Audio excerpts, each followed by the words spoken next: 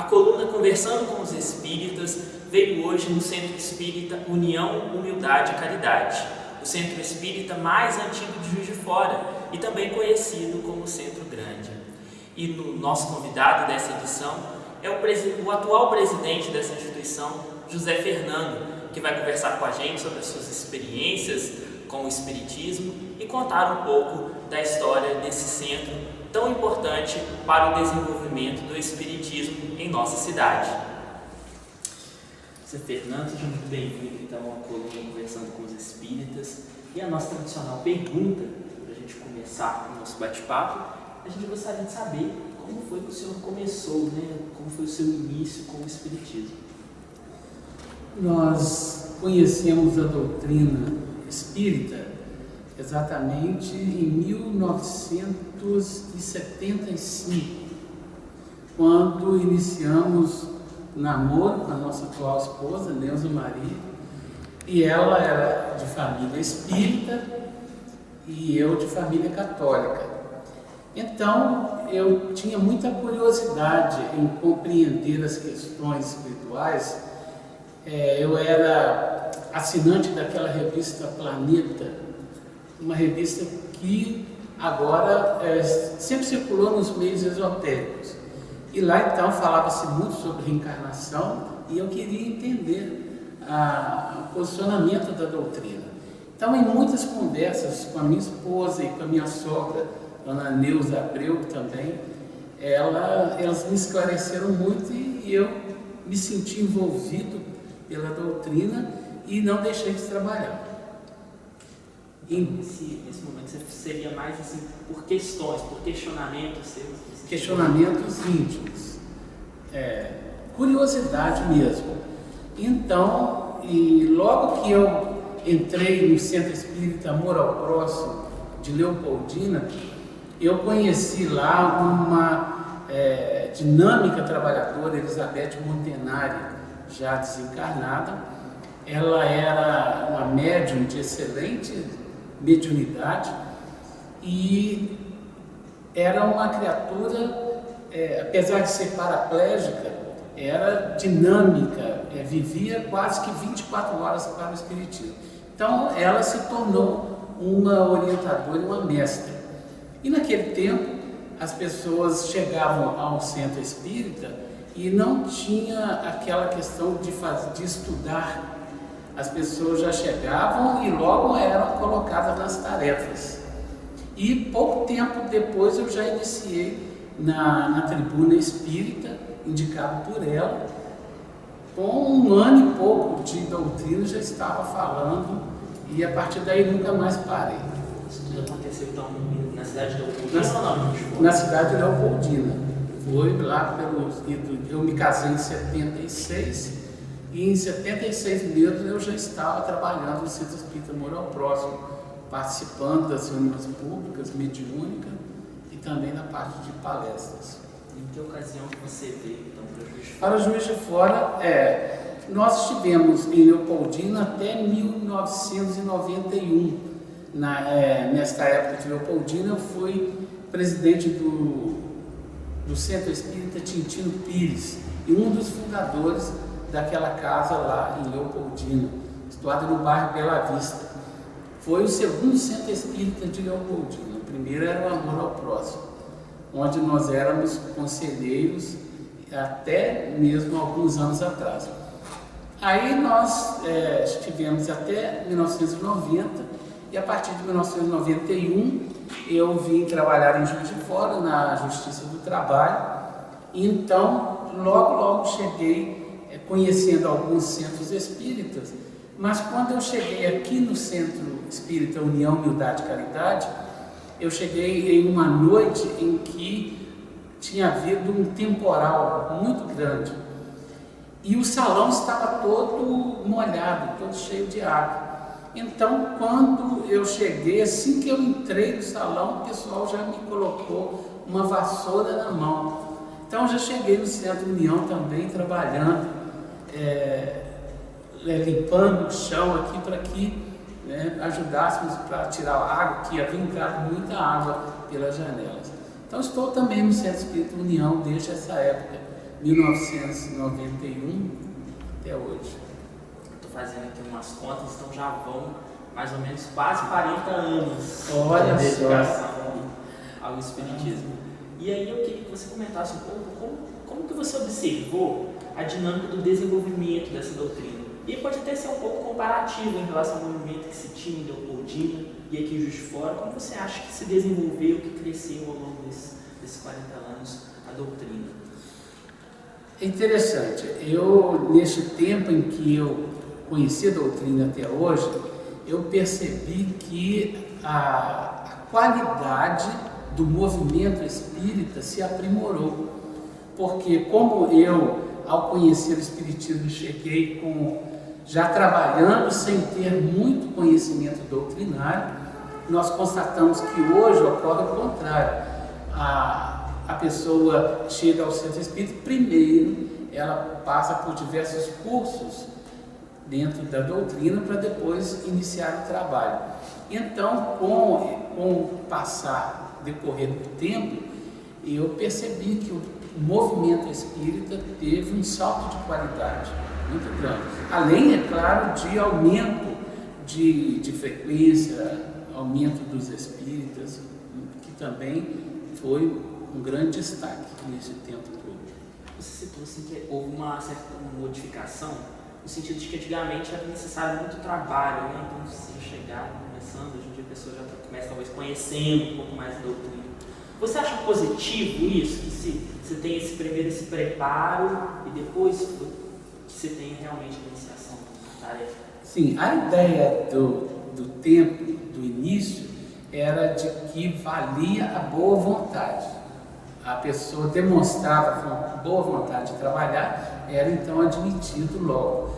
Só que eu acho que no momento é muito mais produtivo aliar-se a boa vontade com o conhecimento. Então, a criatura deve mesmo ser preparada para o trabalho. Até porque nós vivemos em uma sociedade agora que indaga mais, que quer conhecer melhor, que discute, que questiona. Então, para que a doutrina possa chegar às pessoas, ela tem que chegar de uma forma bem didática, porque as pessoas estão mais questionadoras, né, no momento atual.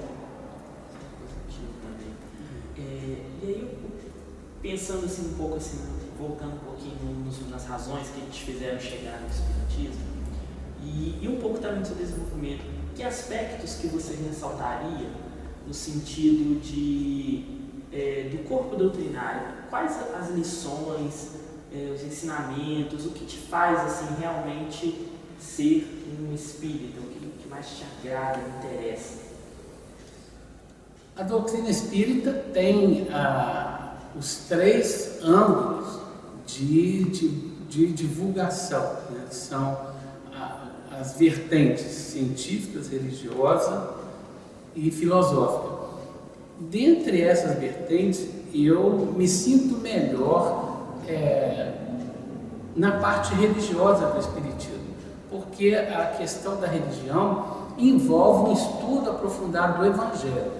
E por se estudar o Evangelho, a criatura se torna mais humanizada, mais próxima, melhor convivência, o que proporciona uma evolução espiritual, acredito, maior, porque atende ao desenvolvimento da sabedoria junto com o amor. Então, se fosse escolher, o que não é o caso, porque a doutrina caminha com as 3 formas, as 3 expressões, eu talvez optasse pela parte religiosa do Espiritismo, que conforta, que esclarece e que traz muita paz às pessoas, todos nós. E aí, o senhor é o atual presidente daquele que é o centro mais antigo de Juiz de Fora, né? União, Humildade e Caridade, mais conhecido às vezes como Centro Grande. Sim. Gostaria que você contasse um pouquinho para a gente, de maneira breve, como foi o surgimento dessa casa, contar um pouco da história do centro. Olha, nós temos aqui na nossa biblioteca um livro editado pela Universidade Federal de Juiz de Fora.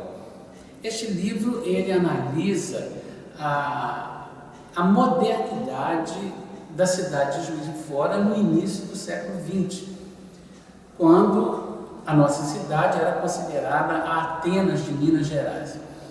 E o livro tem um título até interessante, que é fruto de uma pesquisa de trabalho de mestrado da mestranda Maralice Vieira. Ele se chama Europa dos Pobres, a Bela Époque Mineira. E neste livro, em que ela faz um estudo aprofundado dos intelectuais do início do século XX, ela faz referência ao Centro Espírita União Humildade, dizendo que pelos idos de 1898 havia uma família que se estabeleceu na cidade de Juiz de Fora, residindo na Rua do Comércio, atual Rua Batista de Oliveira, onde eles estudavam a doutrina espírita na sua residência. Era Joaquim Franco, o nome deste senhor e a sua esposa. E a partir dali, na residência dele, foram reunindo várias pessoas, vários interessados em conhecer a doutrina, e eles então passaram a fundar o Centro Espírita União Humildade e Caridade no dia 2 de abril de 1901. A data de fundação, 1901, mostra que ele é o segundo Centro Espírita de Minas Gerais, pela data de fundação. Se for olhar pelo histórico dele da existência, é de 1898, ele é o primeiro Centro Espírita de Juiz de Fora. Mas então, a partir de 1901, se tornou, e ele funcionava na Rua Osório de Almeida. E ele teve este nome sob a inspiração da saudação que o espírito Venâncio Café, todas as vezes que se aproximava da médium Ernestina Milagres, ele dizia: Jesus esteja convosco, e que a união, a humildade e a caridade estejam em vossos corações. Então, inspirado nessa saudação de Venâncio Café, que foi considerado também o guia espiritual da nossa casa, deu-se o nome do Centro Espírita União, Humildade e Caridade. E dentre vários fundadores, nós tivemos Albino Teixeira, que era intelectual da época, estudado neste livro pela mestranda Maralice. Tivemos também como fundador Manuel Guedes, que é o avô da nossa querida amiga Abigail, vice-presidente da Aliança Municipal Espírita de Juiz de Fora. E eles foram os fundadores da casa, que é considerada a quarta casa espírita do Brasil. Mais antiga. A mais antiga. E nesse sentido dessa gestão, né, de estar na administração desse grande centro, né, por diversas razões, quais seriam, na sua visão, os grandes desafios, né, que os gestores, que os líderes, digamos assim, né, do Espiritismo, eles precisam enfrentar na atualidade? O que a gente precisa realmente para fazer com que essa doutrina possa se consolidar ainda mais? De uma maneira geral, há que se investir sempre na qualidade dos trabalhadores, através de cursos, através de diálogos muito francos uns com os outros, para que o programa da casa se desenvolva. Então, é sempre este lema: é Jesus no coração, né, e Kardec na mente, para que nós possamos fazer com que o Espiritismo continue se solidificando nos corações de todos nós, que tanto necessitamos dessa doutrina. Você também já comentou um pouquinho que é preciso hoje em dia ter uma postura um pouco mais diferente do que se tinha antigamente, porque hoje em dia as pessoas chegam com mais dúvidas, né? Chegam com mais questionamentos, discute-se muito mais, né? Temos uma visão assim, de liberdade, digamos assim, né? De ideias, de expressão e tudo. O que você acha então que a gente precisa fazer, os espíritas, para que essa recepção ao principiante espírita, ao iniciante, ela seja mais proveitosa possível? Olha, é mesmo. Podemos considerar que seja um ponto a ser trabalhado em quase todas as casas espíritas, a questão da recepção. Não apenas do novo trabalhador, mas de todo aquele que chega a uma casa espírita. É uma deficiência que nós constatamos no movimento espírita. É necessário investir nessa recepção, esclarecendo bem os atendentes e aqueles atendentes, tanto os atendentes fraternos na elucidação de problemas à luz da doutrina espírita, como os atendentes mesmo para indicar os trabalhos, o calendário de atividades da casa. É preciso investir neles através do estudo do Evangelho, principalmente porque o estudo do Evangelho nos torna mais afável, mais amigável para recebermos com amor aqueles que chegam ao trabalho. Porque a informação é de suma importância, mas também a fraternidade, a afabilidade ao receber é também de primordial importância. E há muito tempo que os espíritas buscam, né?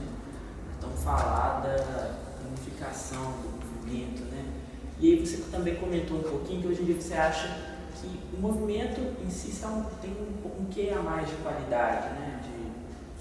Se a gente aprimorou determinadas práticas, determinados valores. Você acha que essa unificação está para essa qualidade? E o que a gente precisa fazer ainda mais para que a gente possa se unificar e juntos ainda sermos mais fortes?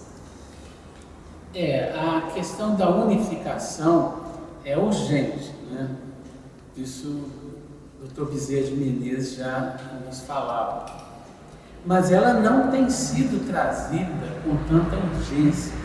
Ainda percebemos algumas casas separadas do convívio com as outras casas. Como quando estivemos na Aliança Municipal Espírita, sentimos essa dificuldade de reunir um número maior de representantes de outras casas.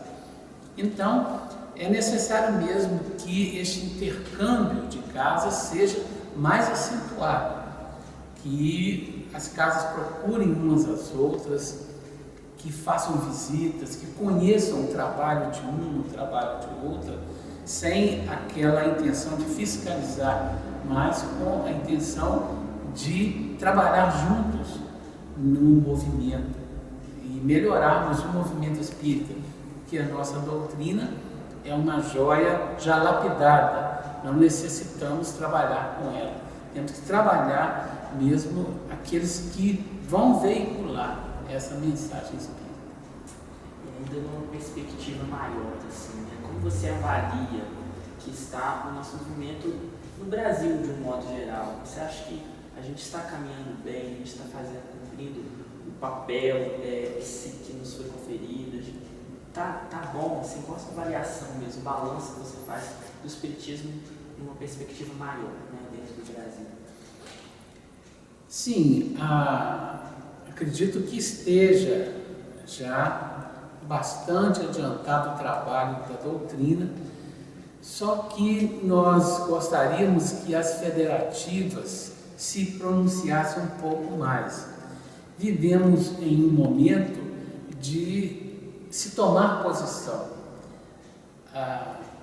Todos os setores da sociedade estão se expondo na mídia, nas ruas, e nós entendemos que a doutrina espírita tenha recuado um pouco nessa apresentação diante da sociedade.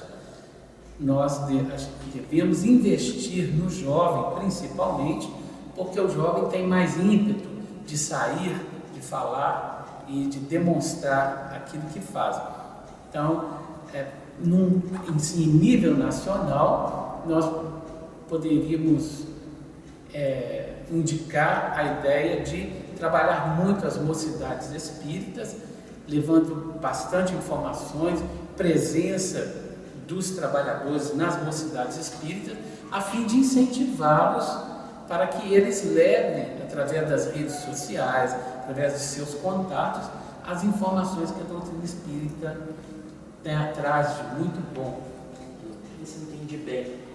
Você acha que falta um pouquinho de politização do movimento, assim, no sentido de estar mais presente nas questões sociais, de se posicionar, de dar a opinião, de levar a opinião espírita acerca das questões sociais que estão vigentes na sociedade? Seria isso? Sim, mas o que nós estamos querendo dizer é que deve-se ter o cuidado de primeiro informar bastante ao jovem, não deixar o jovem segregado à sua mocidade. Não deixar que o jovem fique somente na mocidade, que ele venha participar tanto da diretoria quanto dos trabalhos da casa, participando da intimidade dos trabalhos do centro, para que ele possa levar o conceito que os trabalhadores que já estão à frente há algum tempo, eles possam levar essa experiência através das redes sociais e das comunicações que eles fazem entre si.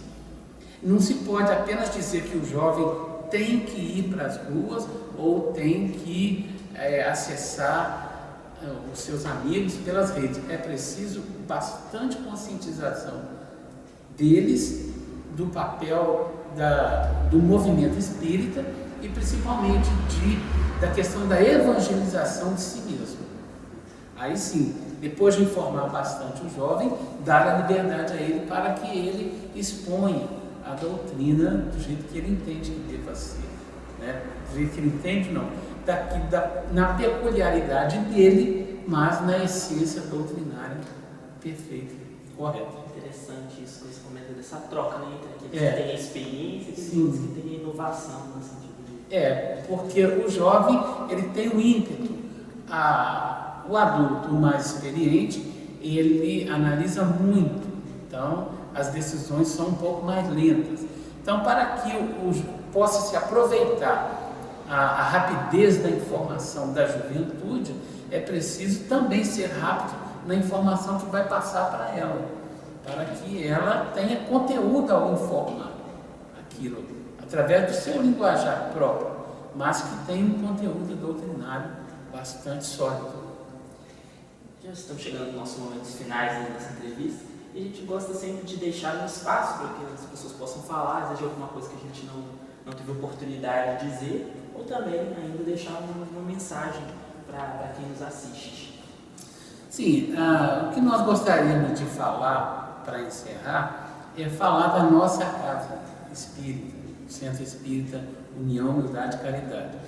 São 112 anos de portas abertas, em que a casa esteve, nunca fechou nenhum dia, mesmo sob perseguições, às vezes implacáveis, tanto da sociedade quanto de encarnados e desencarnados. E dizer que a nossa casa, ela tem como lema sempre a questão da pureza doutrinária. Isso vem sendo defendido ao longo de todos esses anos. Tivemos aqui 78 anos na diretoria, um cirurgião dentista, Armínio Rego de Carvalho, e desde a época dele já se tinha essa ideia de não permitir que práticas estranhas possam introduzir nos trabalhos da casa. E desejo dizer também da alegria de conviver com os trabalhadores que nos sustentam aqui no dia a dia, os nossos amigos da diretoria do centro, os nossos companheiros, né, que trabalharam aqui e que não estão mais conosco. São vários nomes, se a gente falar um só, alguns nós estaríamos pecando, né, quanto aos outros.